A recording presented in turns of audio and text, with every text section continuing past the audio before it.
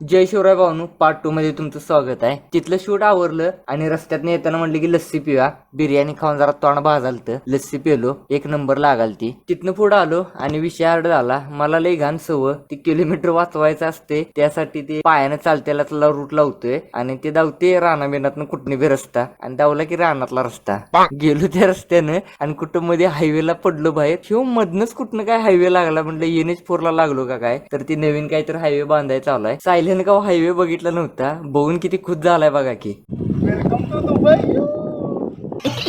तिथनं दंगामस्ती करून झाला, घराकडे यायला लागलो. म्हटलं हायवे कडे जी रानं आली तर करोडपतीच होणार डायरेक्ट आता.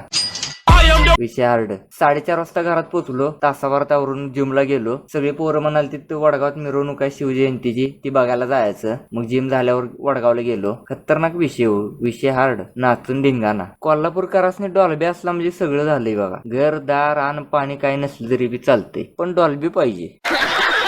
मिरवणूक खतरनाक केलती. घोडे, मावळे, शिवाजी महाराज, त्यांचा रथ. विषय हार्ड.